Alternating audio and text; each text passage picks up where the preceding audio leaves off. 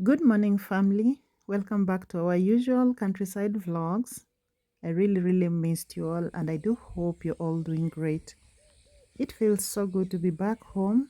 A lot has changed, so much has been going on. I will be telling you more about it later in the video. And the changes I'm witnessing after just being away for a few weeks is just amazing. It's been a really long time since I baked bread, so let's prepare a dough for some simple bread recipe. Is there anything you've done in your life that made you feel like you've really made it in this life? Please drop a comment and let us know. But today I feel like I've really made it in life simply because I can make bread without following a particular recipe. The only special ingredient in my recipe today is cinnamon. I do love the smell of cinnamon in bread. The rest of the ingredients are all-purpose flour, yeast, a pinch of salt, sugar, just one egg, and milk. And then you can have some oil, butter, or margarine to rub on your dough at some point. So I have all my dry ingredients together. I'm just going to mix them up so that they are equally distributed. And then I will add the wet ingredients and knead the dough until it is very smooth. Others knead until it feels elastic, but I don't go that far. When working with eggs, you're always advised to crack your egg in a separate container from the one holding your ingredients, just in case the egg is bad. The egg I'm using today is runny, not because it is bad, but it's been in the fridge for some time. Then I got it out and let it stay on the counter for some time. That change in temperature always makes your egg runny. That's the reason I don't like storing my eggs in the fridge. So I will go ahead and knead my dough, and when the container gets small, you can always pour the contents on your counter so that you're able to knead it well. One thing about living in the countryside, especially if you keep animals, it is almost impossible to keep flies away 100%. That's unless you shut all your windows and doors, which is not the normal here. We wake up, open our windows, and let the fresh air into our houses each and every day. So I got a hack from one of the videos I've been watching on social media that if you want to keep flies away from your kitchen, you can light a candle while you cook. If you're keen, you've noticed my counter has a candle lit today, but there's still one or two stubborn flies hanging around. So can I get tips on how to keep flies away? We are very clean, but they still find their way in. My dough is ready. I will place it in this greased bowl and leave it for about an hour to let it rise and double in size before we come back and bake our bread.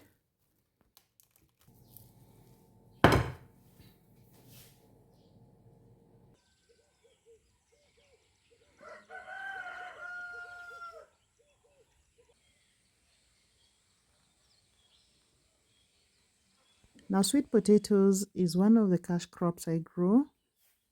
I don't usually grow Irish potatoes, but some of you here insisted I try planting Irish potatoes. I understand they mature within 3 months, so I did plant some and it's been 3 months and I'm just tempted to see if there's anything underneath. I must admit I did it blindly and did not even consider the type of soil or climate that favors the Irish potatoes. Being an experiment, I did just a small patch, so let's pull this and see if we've got something.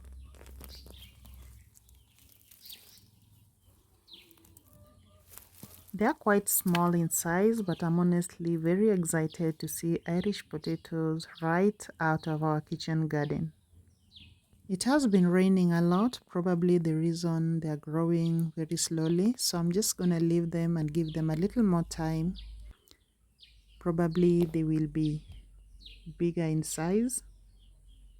I guess I can cook these ones I harvested, and I will not interfere with the rest. I will give them another month and hopefully we get bigger potatoes. I also need tips on how to know that your potatoes are ready for harvest.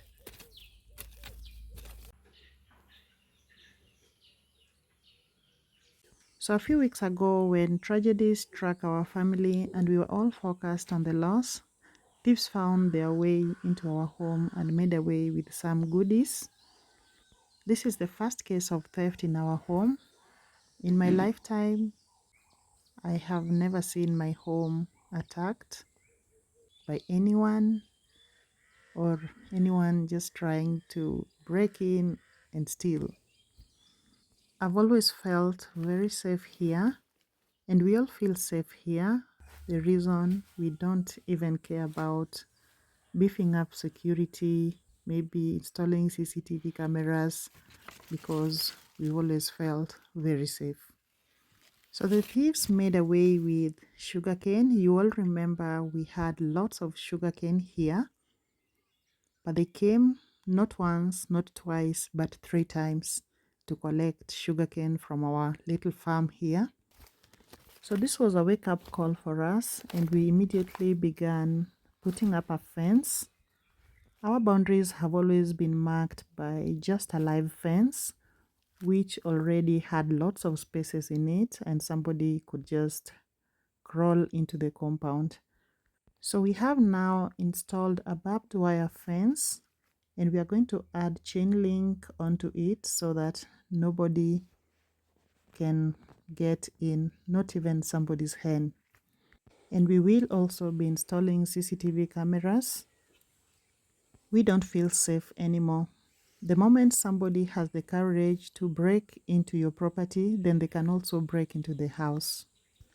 If you look outside the fence, right there is a road, and this road is used by very many people. So it turns out that the sugarcane was stolen by just some little kids from school. They take this route home and to school. Apparently, they come in to steal very early, around 7 p.m. when they are from school. This is a clear view of the road that they use. It's just next to our fence. So the dog has been barking and we ignore because 7 p.m. is very early here. People are still walking around. So we ignore the call of the dog, yet the dog is only alerting us that there's a foreigner or an intruder in the home. So our door has doubled in size. We're gonna punch out the air and then we shall knead it a little bit again and then prepare our bread for the oven.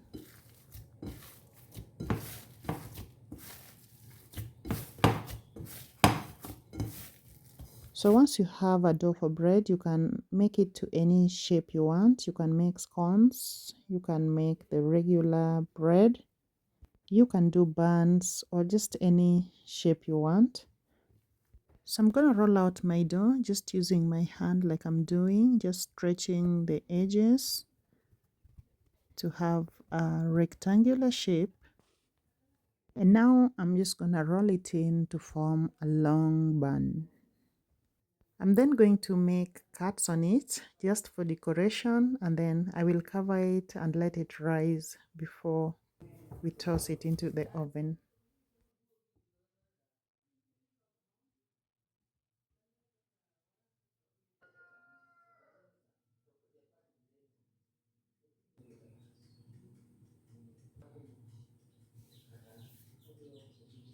Let's give it some 20 minutes before we can bake it. I went through our archives yesterday. I was looking for nothing in particular, but I found this interesting old Philips juicer. It has been lying there for some years now. I can't remember the last time we used it, but it never got spoiled. We were just tired of using it and we left it in the store. So I've cleaned it and I want to try and see if it still works. I've got some ginger. I've also got beetroot and carrots, and I want to see if it can still juice this for me. It was quite hard to assemble. I had to find a video to help me assemble it.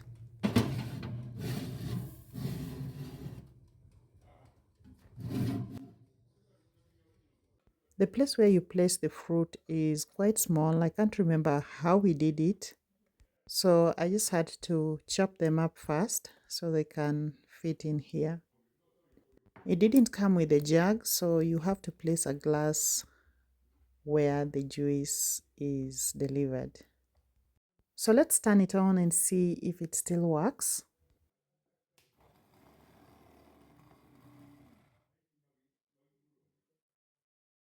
Unfortunately not. That is the best it did. I didn't hear any sound again. It started off well but failed along the way. I guess the motor has some rust and maybe is not spinning well, so I will check on that. So I'll just use our regular blender to finish off the work.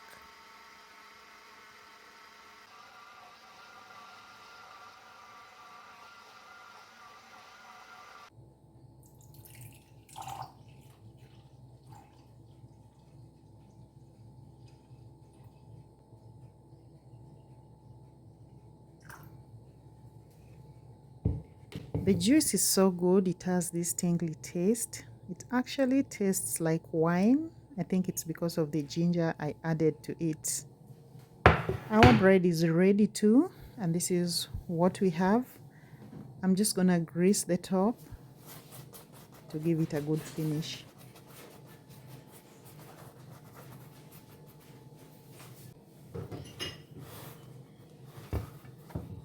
And it cooked all through. This is what the bottom looks like, and it's just a perfect loaf for breakfast.